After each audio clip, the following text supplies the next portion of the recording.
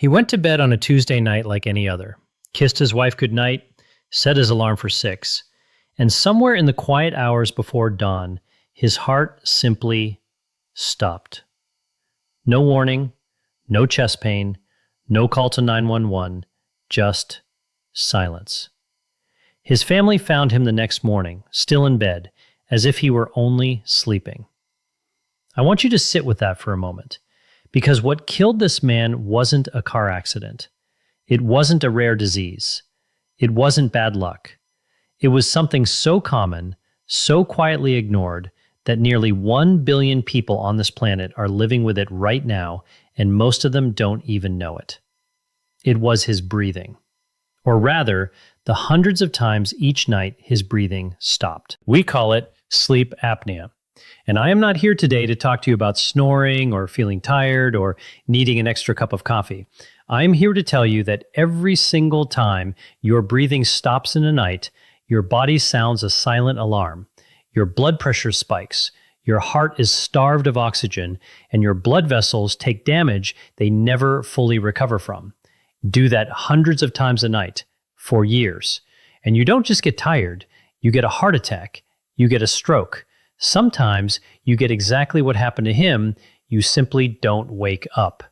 So today, I'm not just here to inform you, I'm here to beg you. If you snore, if you wake up gasping, if your partner has ever nudged you in the night because you stopped breathing, please get tested.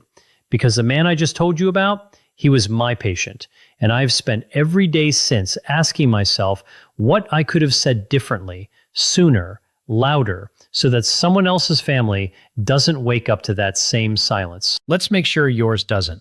Let me ask you a question. How many people do you think are sitting in this room right now, breathing normally, hearts beating steadily, feeling perfectly fine? Now let me tell you something that might unsettle you. Statistically, 1 in 3 of you has sleep apnea, and most of you have no idea. This is not a rare disorder. This is not something that happens to a small, unlucky slice of the population.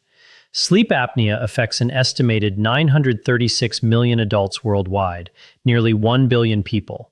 To put that number in perspective, that is more than the entire population of Europe. That is more than the population of North and South America combined.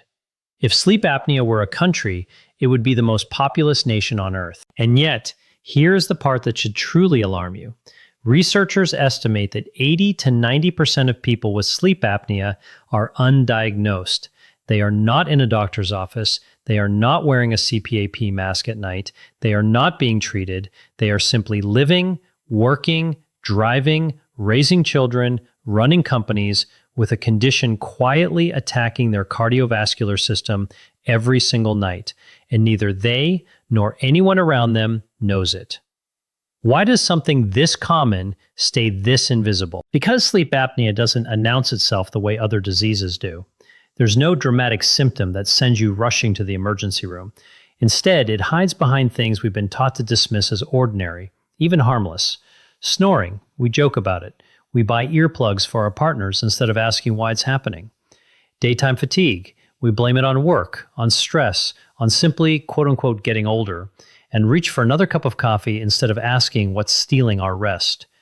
Morning headaches, a foggy mind, irritability, we explain all of it away. But here is what's actually happening while you sleep, if you have this condition. The soft tissue at the back of your throat collapses, your airway closes, air stops moving. Your brain, sensing the danger, jolts you into a partial arousal, just enough to gasp, reopen the airway, and pull in a breath, often without you ever fully waking or remembering it happened. Then you drift back down, and it happens again, and again, and again. In moderate to severe cases, this cycle repeats 30, 50, even over 100 times an hour. Do the math across an 8-hour night, and you begin to understand why I call this a silent epidemic.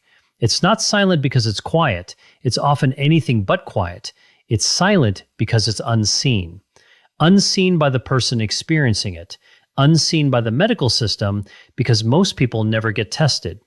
Unseen by public health data that undercounts a condition hiding in plain sight, disguised as ordinary tiredness. I've had patients sit across from me, exhausted, defeated, convinced they were simply, quote, bad sleepers, or that fatigue was just the price of being a working parent, a shift worker, someone over 50.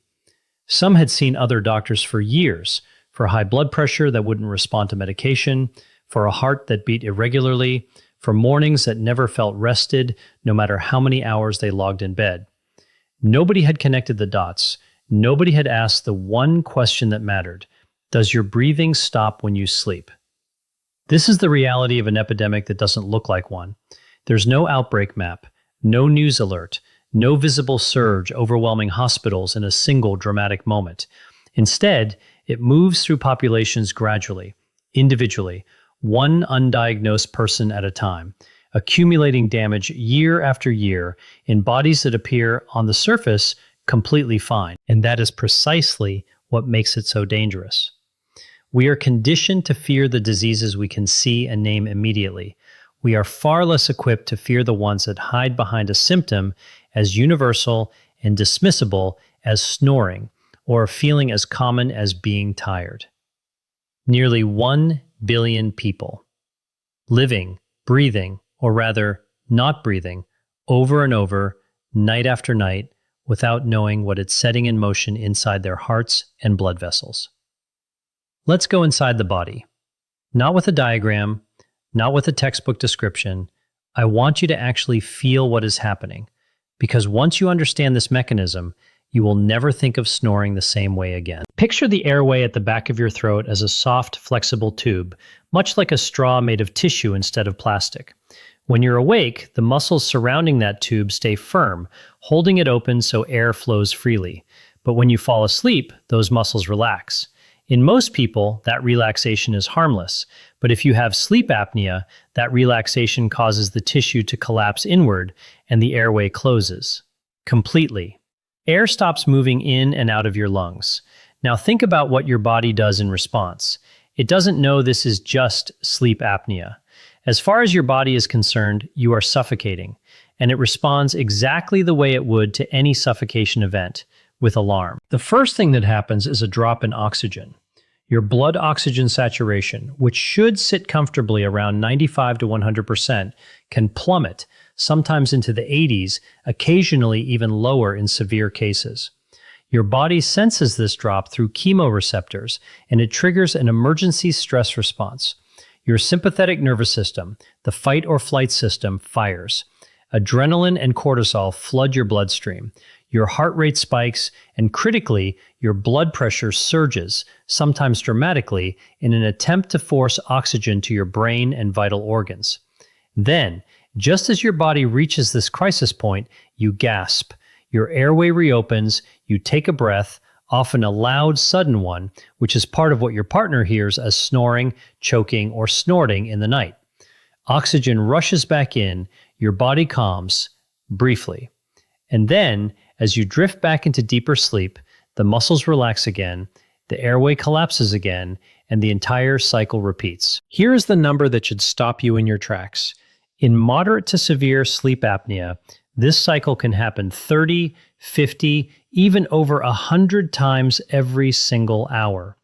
That means someone with severe sleep apnea may experience this suffocation and rescue cycle several hundred times in a single night. Every cycle is a small cardiovascular event. Every cycle is a spike in blood pressure.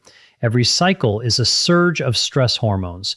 Every cycle is a jolt to a heart that is supposed to be resting, recovering, and repairing itself during sleep, not being repeatedly shocked into emergency mode. This is what I mean when I say the damage is silent but relentless. Your heart doesn't get a night off. Your blood vessels don't get a night off. Instead, night after night, year after year, they are subjected to repeated cycles of oxygen deprivation, followed by surges of pressure and stress hormones, a pattern that over time changes the very structure of your cardiovascular system. The blood vessel lining, what we call the endothelium, becomes inflamed and dysfunctional from these repeated oxygen swings. This is significant because a healthy endothelium is essential for regulating blood pressure, preventing clots, and keeping arteries flexible. When it becomes damaged, plaque can build more readily, arteries stiffen, and the entire vascular system becomes more vulnerable. Meanwhile, the heart itself is forced to work harder against these nightly blood pressure surges. Over time, this can lead to thickening of the heart muscle, irregular heart rhythms like atrial fibrillation, and a heart that is simply more strained, more taxed, more vulnerable than it should be. And this is happening while the person is asleep, supposedly at rest, supposedly recovering. Instead, their cardiovascular system may be enduring more physiological stress during those 8 hours than during much of their waking day. This is the hidden mechanism behind sleep apnea's danger. It is not simply about feeling tired the next morning. It is about a nightly assault on the heart and blood vessels that occurs invisibly, silently, while the person experiencing it is completely unaware, convinced they are simply sleeping, when in reality, their cardiovascular system is being pushed to its limits over and over, hundreds of times before sunrise. Now let's talk about where all of this leads. Because everything I've just described, the oxygen drops, the blood pressure surges, the stress hormones, the strain on the heart, none of it is happening in isolation. It is building towards something. And what it is building toward is catastrophe. Let me give you the numbers first, because I want you to understand this isn't speculation. This is established science. People with moderate to severe obstructive sleep apnea have a risk of heart attack that is significantly elevated compared to those without it. In some studies, nearly double. The risk of stroke is similarly elevated, with research showing sleep apnea roughly doubling to tripling stroke risk depending on severity. And when it comes to sudden cardiac death, dying suddenly from a cardiac event, the risk climbs further still, particularly during the very hours when apnea events are most frequent, the middle of the night and the early morning. Think about that timing for a moment, because it matters enormously. Most people assume heart attacks and strokes happen during the day, during moments of exertion, stress, physical strain. But for people with severe untreated sleep apnea, the danger zone shifts. Sudden cardiac death in this population clusters disproportionately between midnight and 6 a.m., precisely the hours when someone is deep in a sleep cycle, experiencing repeated apnea events, and utterly unaware that their heart is under siege. This is the cruel irony of this condition. Sleep is supposed to be protective. It's supposed to be when the body repairs, when blood pressure naturally dips, when the cardiovascular system gets a reprieve from the demands of the day. For someone with sleep apnea, sleep becomes the opposite, the most dangerous hours of their entire day. Let's walk through exactly how this connects, mechanism to outcome, because I don't want this to feel abstract. The repeated blood pressure surges we discussed don't just disappear when morning comes. Night after night of these surges contributes to chronic hypertension, and hypertension is one of the single greatest risk factors for both heart attack and stroke. In fact, sleep apnea is now recognized as one of the leading identifiable, treatable causes of what we call resistant hypertension, high blood pressure that won't respond adequately to medication, because the underlying driver, the apnea, is never being addressed. The endothelial damage we discussed, that inflammation and dysfunction in the blood vessel lining, accelerates atherosclerosis, the buildup of plaque in the arteries. When plaque builds in the coronary arteries feeding the heart, you have the substrate for a heart attack. When it builds in the arteries feeding the brain, or when a clot forms and travels there, you have the substrate for a stroke. The oxygen deprivation itself creates a hypercoagulable state, meaning the blood becomes more prone to clotting. Combine that with irregular heart rhythms, particularly atrial fibrillation, which is significantly more common in people with sleep apnea, and you have a dangerous combination: a heart prone to generating clots and blood that clots more readily. Those clots can travel to the brain and cause a stroke, or lodge in a coronary artery and trigger a heart attack. And then there is the direct electrical vulnerability of the heart itself. During severe apnea events, the combination of oxygen deprivation and surging adrenaline can trigger dangerous heart rhythms, rhythms that, in the most severe cases, can be fatal. This is part of what researchers believe explains why sudden cardiac death clusters during those overnight hours in people with severe, untreated sleep apnea. The heart, already strained from years of nightly stress, becomes electrically unstable at precisely the moment it's most vulnerable. Put all of this together: chronic hypertension, accelerated atherosclerosis, a hypercoagulable state, irregular heart rhythms, and direct electrical instability during apnea events, and you can see why sleep apnea isn't just associated with heart attack and stroke. It is mechanistically, biologically, directly driving the risk of both. This is not a distant, abstract statistical association buried in a research journal. This is a physiological chain of cause and effect occurring inside real bodies night after night, often for years, before it culminates in the event that finally brings it to light, an event that, for too many people, arrives without warning in the middle of the night in the place they should have been safest. Here is the good news, and I want you to really absorb this after everything I've just told you. Sleep apnea is one of the most treatable, serious medical conditions in existence. Unlike so many of the threats to our cardiovascular health, genetics we can't change, diseases we can't fully control, this one, in most cases, can be identified and treated with remarkable effectiveness. The tragedy isn't that we lack solutions. The tragedy is that so few people ever get the chance to use them because they never get diagnosed in the first place. So let's talk about what to actually look for, because I want everyone in this room to leave here able to recognize this in themselves, in a spouse, in a parent, in a friend. The first sign is snoring, but not just any snoring, loud, chronic snoring, especially snoring that is interrupted by silence followed by a gasp or choking sound. If you sleep alone, you may not know this is happening. If you sleep next to someone, ask them.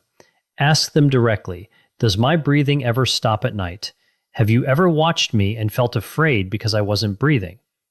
Partners often notice this long before the person experiencing it ever suspects anything is wrong. The second sign is excessive daytime sleepiness, not the normal tiredness of a busy life, but a persistent, heavy fatigue that doesn't improve no matter how many hours you spend in bed. Falling asleep during meetings, at red lights, while reading, during conversations, this is your brain telling you that the sleep you're getting, however many hours it spans, is not actually restorative sleep. The third sign is waking up with headaches, a dry mouth, or a sensation of gasping or choking. These are direct signatures of a night spent in repeated oxygen deprivation and airway collapse. The fourth sign, and one people rarely connect, is difficult to control blood pressure.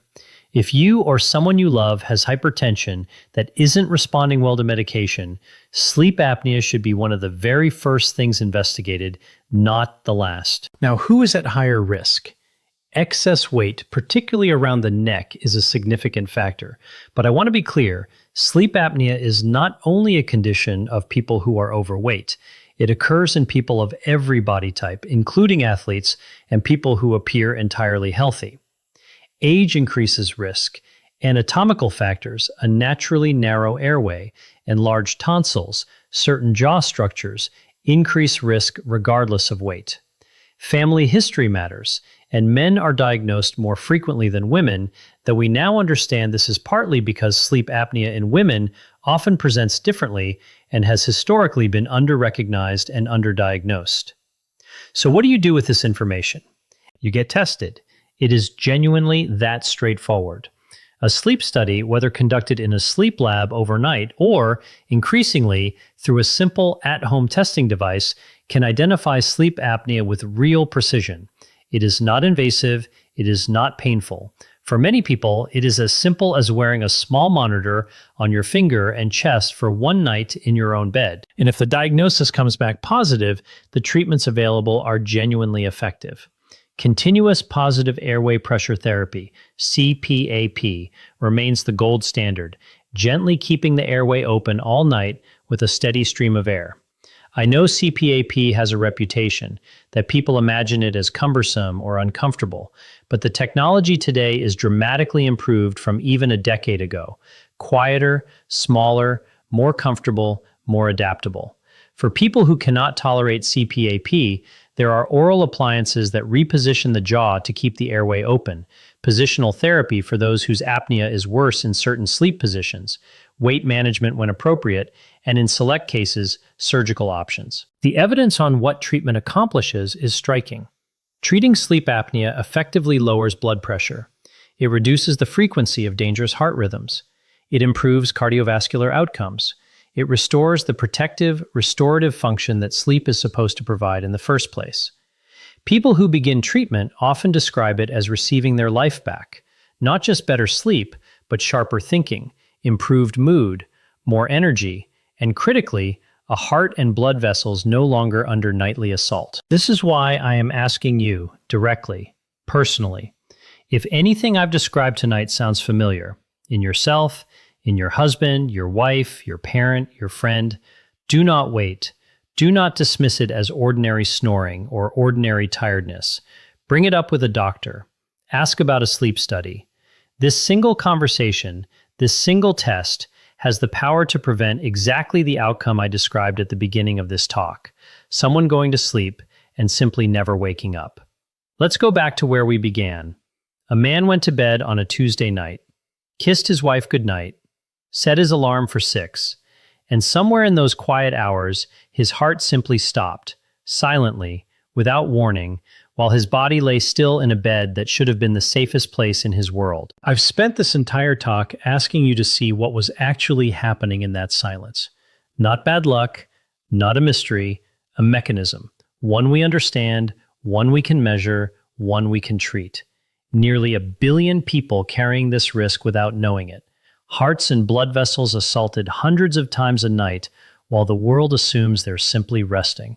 And a pathway, direct and well documented, from a collapsed airway to a heart attack, a stroke, or a silence that never lifts. But I also told you the other half of this story, the half that should give you hope, not just fear. This is not an incurable disease. This is not a fate written into your genes that you cannot change. This is a condition with a name, a test, and a treatment. The only thing standing between where you are tonight and the safety on the other side of that treatment is a conversation. One honest conversation with a doctor. One night hooked up to a simple monitor. One decision to stop dismissing the snoring, the exhaustion, the gasping as just another part of getting older. I am asking you, as directly and as sincerely as I know how, don't be the person whose family finds out too late. Don't let someone you love be that person either. Ask the question tonight. Have the conversation this week. Because the difference between a story that ends in tragedy and one that ends in another 50 years together, sometimes it really is that simple. If this talk moved something in you, don't keep it to yourself. Share it with the person sleeping next to you tonight. Subscribe so the next person who needs to hear this actually finds it.